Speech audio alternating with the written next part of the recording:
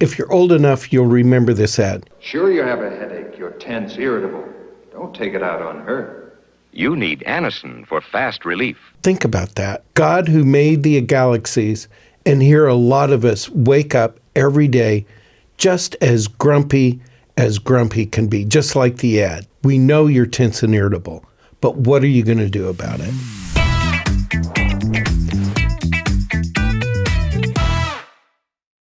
Hi, I'm Arnie Cole, spiritual fitness researcher and coach.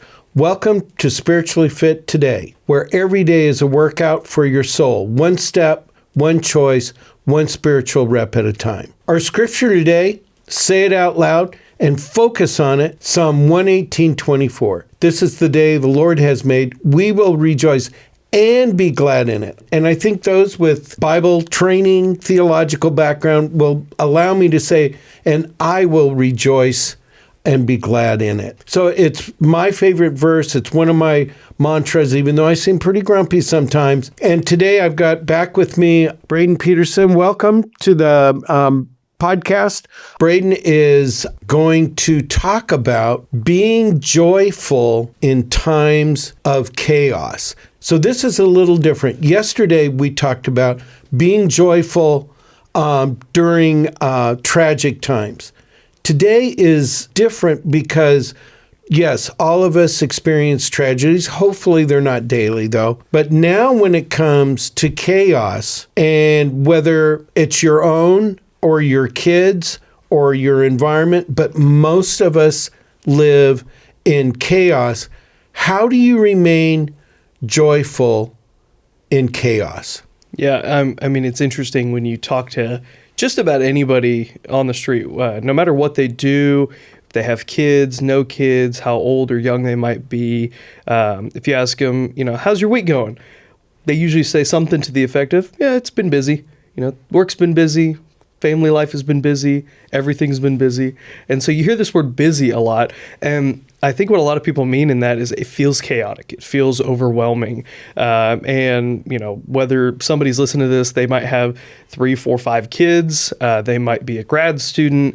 They might just be overwhelmed by the sheer amount of pressure that's being put on them at work, right? Life can often feel, for the everyday person, especially here in America, it can feel chaotic. And so I had one of these experiences just a couple of weeks ago. In the same 2-week span, it was raining in the front part of my house. My roof had a big leak.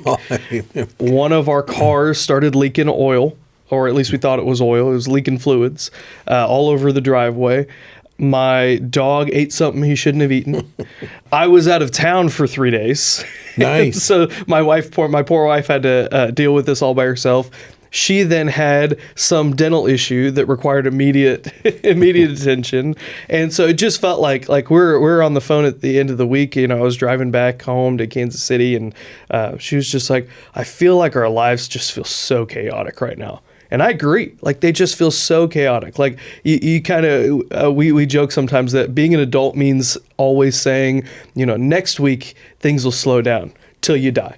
Right? It always feels like things are just so chaotic. But in that moment, I was just like, I can't take this anymore. Like, so many things are going wrong, not just the financial, right? I got to get my roof replaced, got to get the car fixed, all that. But like, just mentally, I feel like my brain's going to explode if I have one more thing that happens. And I know a lot of the people listening to this are probably have felt or are feeling the same way.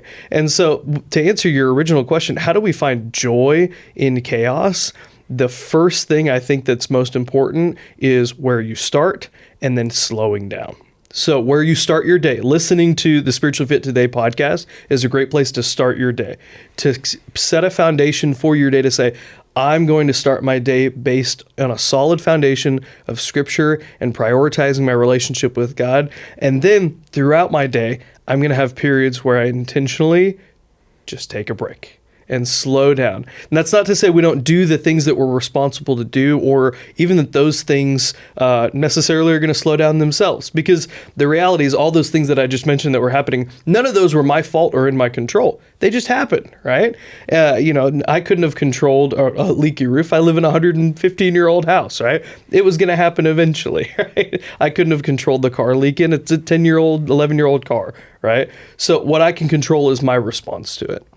If I'm go, go, go, go, go all day, 12 hours a day, I might feel satisfied because I'm quote unquote busy, but I'm not actually taking the time to honor God for what he's given me throughout this day. I have an opportunity to love my family, to do a great job at work. I have an opportunity to glorify him in my speech and everything that I do, but I might need a few moments a day to just take a deep breath and say, God, I need you here in this moment. I'm feeling overwhelmed. Remind me of the great things that you're doing in my life. And then through that, I can step right back into the chaos with a smile on my face and with a peace from taking that moment with God. So you told me an interesting thing you tell pastors and worship leaders that I think is very helpful, because a lot of us live in chaos, or it's kind of crazy, or maybe your kids or it's a crazy world. Right. And a lot of us appear grumpy when we're not. It's just, it's, wham, wham, wham. Yeah. And you're used to chaos. Right. So, but to the outside world looking in, you don't seem joyful. Right. You look like every other loser out there who hates the world. Yeah. And your advice to when you're on stage, tell me what you told me. Yeah, tell our audience. I can't take credit. It was a mentor of mine. His name was Chris. He'd been pastoring for 20 years, and he told our stage communicators, and I just stole it from him because it was such good advice. When you're on stage, if you want to communicate an emotion to your audience and you're trying to get that across and trying to help them feel something that you're wanting them to feel, you have to go over the top. You have to almost feel like a circus clown on the stage because you're so over the top with your emotions, not in a performative way, but just because you're sitting in a seat holding a cup of coffee. I don't know, and you weren't there for the story I'm about to tell. I have to help you feel. I have to, in some ways, dramatize what I'm feeling so you can feel a small sliver of what I'm talking about on stage. And I think that translates exactly what you're saying, right? Because sometimes just going through the chaos of everyday life, if we're not intentional about how we're presenting ourselves to the rest of the world, we look like the rest of the world. And our goal as Christians is, honestly, most of our evangelism, I think, is going to be nonverbal. Right. For every single person in America, especially, the evangelism that we do is not going to happen necessarily by walking up to somebody and sharing the gospel with them. It might happen through a co-working relationship, and somebody just sees how you act every single day. And if you come into work and you got a frown on your face and you put your head down, you do your job and you go home, that's the same as everybody else in your office. But if you come in with a smile on your face and you say hi to everybody, there's something different about you because you have the joy of Christ. Coworkers might take notice of that. Person at the grocery store might take notice of that. And so we have to make that intentional effort. And I do believe it comes from slowing down consistently throughout your day, reminding yourself and asking God to give us that joyful spirit throughout the day, to be able to rejoice and help people see something's different about me because I have Jesus. I think it's so interesting that you say that. I remember back when I was a little older than you, I had an attorney from Berkeley that worked for us, and she was a Buddhist and radical attorney. But one thing she said, Arnie, do you ever notice old people? And I think back then we were thinking old people were like 50. How a lot of them look like that artist's painting of the Scream, with kind of the mouth open and just like miserable. I said, Barbara, you're right. Most old people look very, very angry. Right. So I'm wondering, the older you get, if you really have to take Braden's advice and act joyful, not like when you're with your grandkids and you're playing Tickle Monster, but to be over the top and be sincere in it, because we are to be known by our love. Yeah. And we certainly aren't, at least at this point. Yeah, and it's practice, right? You have to practice being joyful every single day. It's not something that a lot of people, there are a few people with gifts. I know you might have guests on your podcast here in the coming days that'll talk about this. Some people that just have the gift of joy that they can express. But for most of us, we're not wired that way. And I think most of the people listening probably aren't wired that way. So we have to practice gratitude, practice rejoicing every single day in the day that the Lord has made, so that we can, when we go out into our days and our lives, we can express that effortlessly to the people in front of us. You brought up a good point. I remember when about your age, I owned some tropical fish stores. And I remember the marketing people would tell us that you have 9 happy customers, and it's like, okay, 1 unhappy customer will tell 50 people how your shop kills fish and Right. don't buy any. So being grumpy really and critical really has an effect on how it motivates other people. Absolutely, yeah. I think negativity is way more contagious than positivity, right? Because positivity, because it's not normal, can freak people out, and so a lot of times people don't know what to do Like, when what they do you meet want? somebody that has just an insane amount of joy. But negativity is so commonplace that it's so easy to be negative, and we even see that like negativity sells in newsprint and publications. Negativity sells in TV.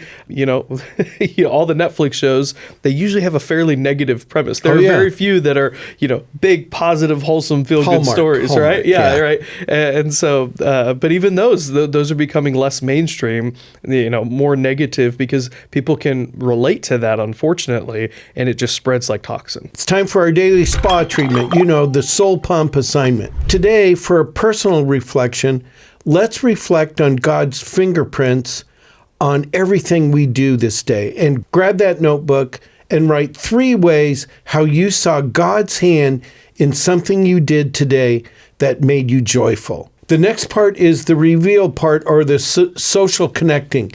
Share with someone some of these blessings that you've had and what they've meant to you, and then tell this particular person what a blessing they are. And then the third part, and probably half of you don't think you need to do this, but guarantee you that you probably do, is to ask God to replace your grumpiness, your anxiety, with trust in His sovereignty, because He did give you this very day, and you need to rejoice and be glad in it. For our quiz question today, thank you to everyone who shared an answer yesterday to our question, where is the verse found? But encourage one another daily as long as it is called today. And the verse was from Hebrews 13:3. Well, today's quiz question is, I want to ask what some of your blessings are in your life that you can focus on today. Let us know in the comments section, or write me at arniec@bttb.org. Thank you for joining us today, Braden. And before you rush back to your day, pause and give yourself a moment. You've done another spiritual rep, and it matters. Whether you prayed, encouraged a friend, did all of the above, you dove into the Word, you started memorizing a verse, and those have tremendous consequences. And remember, spiritual fitness isn't about perfection, it's about showing up daily, one step at a time. Thank you so much for joining us, and if this podcast encouraged you, share it with someone who needs a little hope and joy. Join us tomorrow for another Spiritually Fit Today workout, because what you do today matters, and tomorrow you'll be glad you did.